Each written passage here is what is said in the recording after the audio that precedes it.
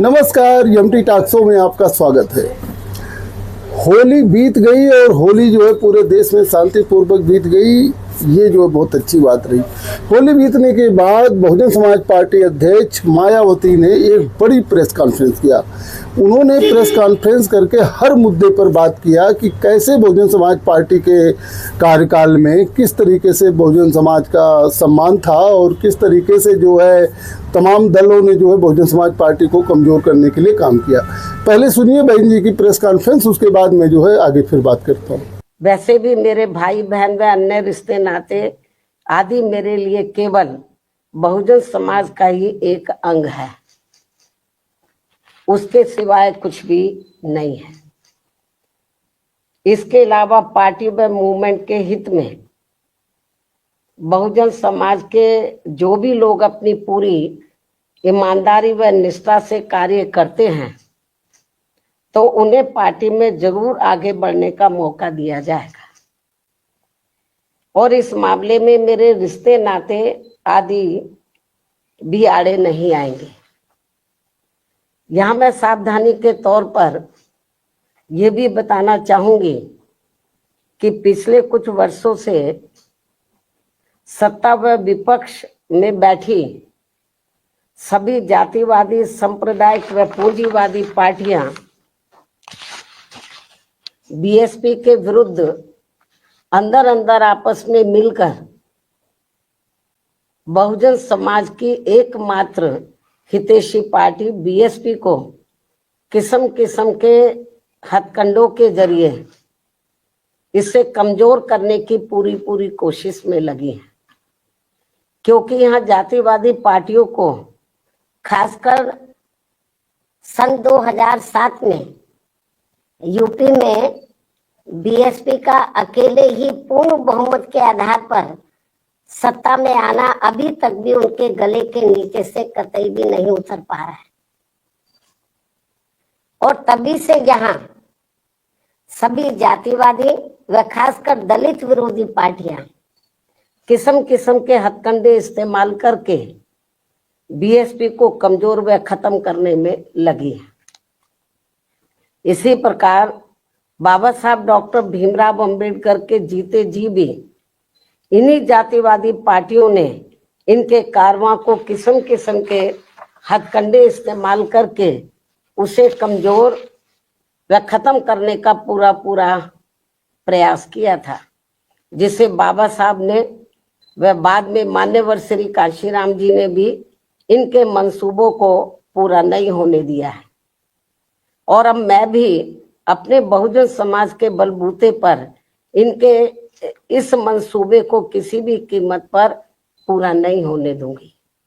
ये मेरा पार्टी के लोगों को वायदा है, जिसके लिए मुझे अपने बहुजन समाज का हर स्तर पर साथ मिलना भी बहुत जरूरी है। और अच्छी बात यह है कि बहुजन समाज पूरे तन मन धन के साथ अब मेरे साथ खड़ा है, अभी भी खड़ा है। इतना ही नहीं बल्कि दलित व अन्य उपेक्षित वर्गों के लोगों को ये मालूम है कि ये लोग यूपी में बीएसपी की पूर्ण बहुमत की सरकार बनने से पहले यहाँ जातिवादी उच्च वर्गों के लोगों के सामने, यानी कि जो बहुजन समाज के लोग हैं, खास तौर से दलित वर्ग के लोग, यहाँ जातिवादी उच्च वर्गों के लोगों के सामने ना तो चारपाई पर बैठ सकते थे और ना ही उनके बराबर की कुर्सी पर भी बैठने की हिम्मत जुटा सकते थे। लेकिन सन 2007 में बीएसपी की अकेले पूर्ण बहुमत की सरकार बनने के बाद से ये सब अब काफी कुछ बदल गया है। अब ये लोग उनके बराबर में चारपाई व कुर्सी आदि पर भी पूरे सम्मान के साथ बैठ सकते हैं। ये जो बहुजन समाज के लोग हैं, यही है वास्तव में यहाँ सही सामाजिक परिवर्तन। यही है वास्तव में यहाँ सही सामाजिक परिवर्तन, जिसे मेरे नेतृत्व में बनी बीएसपी की सरकार ने लाया है। लोग सामाजिक परिवर्तन की बहुत बात करते हैं, लेकिन उसको धरातल पे कभी उतारते नहीं हैं। लेकिन मेरे नेतृत्व में सन 2007 में जब अकेले पूर्ण बहुमत की सरकार बनी, तो इसे मैंने धरातल पे उतारा है, जिससे यहाँ यूपी में हमारे संतों, गुरुओं व महापुरुषों का काफी हद तक सपना साकार हुआ है, जिसकी वास्तव में पूरी देन मान्यवर श्री कांशीराम जी की है। और ये सब यहाँ समाज में परिवर्तन लाने के मामले में इतिहास के पन्नों में जरूर लिखा जाएगा। इसके साथ ही बीएसपी की सरकार ने ही यहाँ यूपी में इन वर्गों के लोगों को, यानी कि बहुजन समाज के लोगों को काफी हद तक अपने पैरों पर खड़ा किया है। अपने संतों, गुरुओं व महापुरुषों को भी विभिन्न स्तर पर पूरा आदर सम्मान दिया गया है, जिसे लोग कभी भी नहीं भुला पाएंगे। लेकिन ये सब यहाँ सभी जातिवादी पार्टियों के गले के नीचे से अभी तक भी नहीं उतर पा रहा है। इसलिए अब वे इन वर्गों में से स्वार्थी किस्म के लोगों को आगे करके उनके जरिए विभिन्न नाम पर अनेकों छोटे छोटे संगठन व पार्टियां आदि बनवा के बीएसपी की इस ताकत को बांटकर इसे कमजोर करने में लगे, जिनसे बहुजन समाज के लोग जरूर सचेत रहे। यही समय की मांग है और यही पार्टी व मूवमेंट के हित में इनका सही कदम भी होगा, यदि हमारे लोग सचेत रहते हैं। इसके अलावा यहाँ मैं ये भी कहना चाहूंगी कि देश के प्रधानमंत्री बीच बीच में अपनी खुद की गरीबी का तो जरूर उल्लेख करते रहते हैं, लेकिन इन्होंने दलित व अन्य उपेक्षित वर्गों के लोगों की तरह यहाँ कभी भी कोई जातीय भेदभाव नहीं झेला है, जो ये सब हमारे संतों, गुरुओं व महापुरुषों ने समय समय पर झेला है, जिसे अभी भी इनके अनुयायी काफी हद तक झेल रहे हैं। इसलिए पार्टी के मिशनरी व परिपक्व लोगों से आज मेरी ये भी पुरजोर अपील है कि वे ये सभी जरूरी बातें अपने बच्चों व खासकर युवा पीढ़ी को जरूर हमेशा बताते रहे, जिनको तैयार करने की भी वास्तव में सही जिम्मेवारी इन्हीं लोगों की ही है।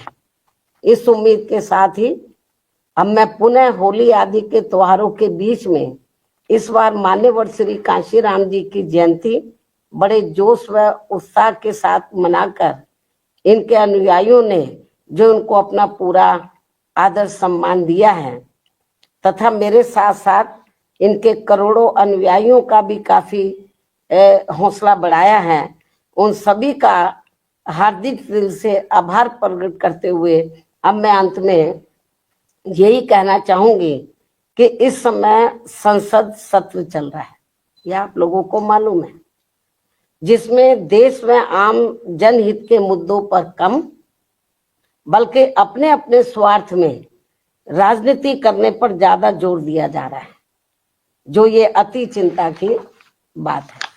साथ ही पिछले कुछ समय से वक्फ बोर्ड पर भी सत्ता व विपक्ष द्वारा जो राजनीति की जा रही है, तो ये भी अति चिंता की बात है।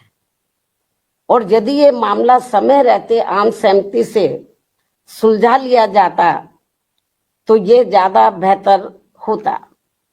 केंद्र सरकार इस मामले में जरूर पुनर्विचार करे, सोच विचार करे, ये भी हमारी पार्टी के केंद्र सरकार से पुरजोर अपील है। इस उम्मीद के साथ ही अब मैं अपनी बात यहीं समाप्त करती हूँ। धन्यवाद। जय भीम, व जय भारत। तो जैसा कि देखा आपने, बसपा अध्यक्ष मायावती ने प्रेस कॉन्फ्रेंस करके लोगों को बताया कि बहुजन समाज पार्टी के खिलाफ जो है वो साजिश की गई। बहुजन समाज के लोगों को जो है, जो बहुजन समाज पार्टी के वोटर हैं, उनको जो है किसी भ्रम में नहीं रहना चाहिए। अभी हाल ही में मायावती ने एक ट्वीट किया था जिसमें जातीय जनगणना की बात किया था, तब जो है कुछ मीडिया वर्ग जो है उसको समाजवादी पार्टी से जोड़कर देखने लगे, जबकि यह बहुजन समाज पार्टी का पुराना नारा था। कांसीराम ने नारा दिया था कि जिसकी जितनी संख्या भारी उसकी उतनी हिस्सेदारी। ये तो जातीय जनगणना की नींव तभी से पड़ी थी, लेकिन इसको देखा जाने लगा कि समाजवादी पार्टी के करीब बसपा आ रही है, समाजवादी पार्टी के करीब बसपा आ रही है, बसपा राहुल गांधी के सुर में सुर मिला रही है, यानी कि बसपा जो है समाजवादी पार्टी या कांग्रेस से गठबंधन करेगी। दुनिया भर की प्लॉटिंग जो है खबरों की होने लगी, ताकि बहुजन समाज पार्टी के जो वर्कर हैं, जो उनके कार्यकर्ता हैं, उनमें भ्रम की स्थिति बनी रहे। जबकि ऐसा नहीं है। मैं बार बार कह रहा हूँ कि बसपा का समाजवादी पार्टी से गठबंधन नहीं होगा। इसलिए नहीं होगा कि समाजवादी पार्टी जो है अब उतनी सीट बसपा को नहीं देना चाहेगी जितना बसपा चाहेगी। बसपा जो है किंग मेकर नहीं, किंग बनना चाहेगी, और समाजवादी पार्टी को ये चीज़ बर्दाश्त नहीं है।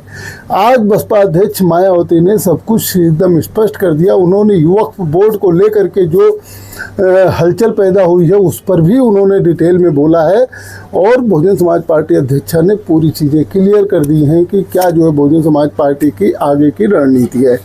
चलिए आगे फिर हम आपको अपडेट करते रहेंगे। देखते रहिए एमटी टॉक्स। बहुत बहुत धन्यवाद।